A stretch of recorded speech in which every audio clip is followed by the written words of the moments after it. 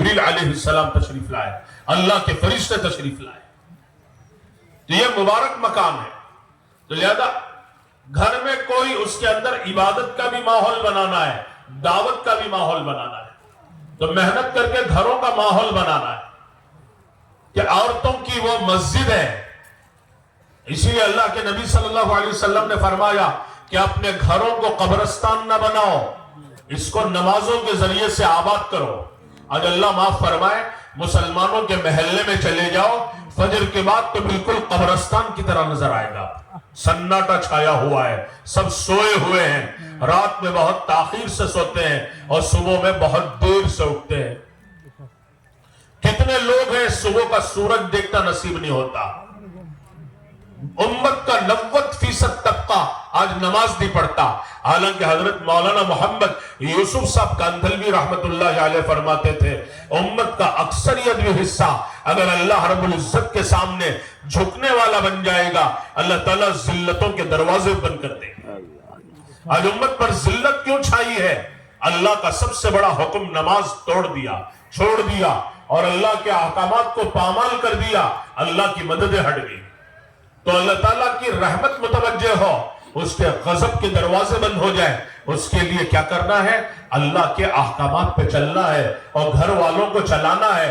ربنا آتنا فی الدنیا حسنہ کی تفسیر میں امام حسن بصری رحمت اللہ علیہ نے لکھا ہے، امام حسن بصری فرماتے تھے کہ آدمی اپنی بیوی کو اور بچوں کو اللہ کی عبادتوں میں دیکھے اور اس کی آنکھیں ٹھنڈی ہو جائے. یہ ماحول بننا چاہیے. گھروں میں عبادت کا ماحول بنے، دعوت کا ماحول بنے. جو عورتوں کی مسجد ہے گھر میں، اس میں وہ وہی نمازیں پڑھیں گی، صبح شام کی تسبیحات کریں گی، اللہ کا ذکر کریں گی، اللہ کے کلام کی تلاوت کریں گی. اور اگر اللہ رب العزت نے چاہا رمضان میں عورتیں اعتکاف کریں گی اپنے گھر میں. یہ بات ہے، گھروں میں عبادتوں کا ماحول بن جائے، عبادتیں گھروں میں زندہ ہو جائے. ایک دفعہ اللہ کے نبی صلی اللہ علیہ وسلم اپنے گھر سے تشریف لے جا رہے تھے. مسجد نبوی، حضرت جویریہ رضی اللہ عنہا ام المؤمنین اللہ کے ذکر میں بیٹھی ہوئی تھی مصلی پر. آپ مسجد تشریف لے گئے. بہت دیر کے بعد، یعنی جب سورج کی روشنی تیز ہو گئی، یعنی چاش کے وقت تشریف لائے، آ کے دیکھا تو وہ اسی حیت پر بیٹھی اللہ کا ذکر کر رہی.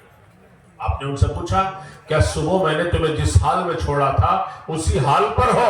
کہنے لگی ہاں اسی حال پہ ہو.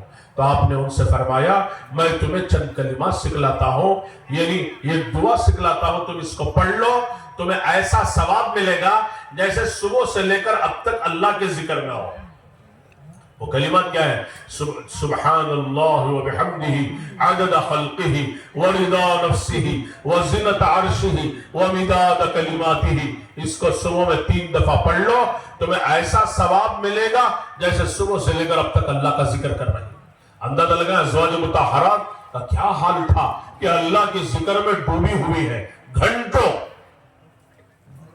درود شریف پڑھے ایک دفعہ زور سے سب ادرا، اللہم صلی علی سیدنا محمد وآلہ وصحبہ وبارک وسلم تسلیما کثیرا کثیرا. ذرا سونے والے بھی درود شریف پڑھے. کچھ ساتھیوں کو میں یہاں سے دیکھ رہا ہوں سر نیچے جھک گیا ہے. اب سر نیچے جھکے گا تو پھر اوپر ہم آسمانوں میں سیر کریں گے، ایسا تو نہیں ہوگا نا. تھوڑا آزو بازو دیکھتے رہیں، محبت کے ساتھ تھوڑا پیٹھ پر ہاتھ پھیر، تھوڑی دیر میں بات ختم ہو جائے. دیکھ لے ذرا آزو بازو دیکھیں کوئی سو تو نہیں رہا ہے. اس سے فائدہ کیا ہوگا کہ آپ جب جگائیں گے تو آپ نہیں سوئیں گے. ارے میں جگا کے میں کیسے سوؤں گا؟ تو اس لیے تھوڑا آزو بازو دیکھتے رہے کوئی سو تو نہیں رہا ہے. محبت کے ساتھ جگا لے. اگر نہیں جگائیں گے تو ہمارا تجربہ ہے فجر کے بیان میں لوگ بستر کو دیکھتے رہتے ہیں، موقع دیکھا بستر بچھا کے سو جاتے ہیں. ایسا دیکھو کچھ نوجوان کمبل موڑ کے دیکھ رہے میری طرف کہ بستر بچھا کے سونا کی بیان سننا. کیوں میں سو جائیں گے؟ نہیں غور سے سنے. تو بہرحال گھروں میں محنت کر کے ماحول بنا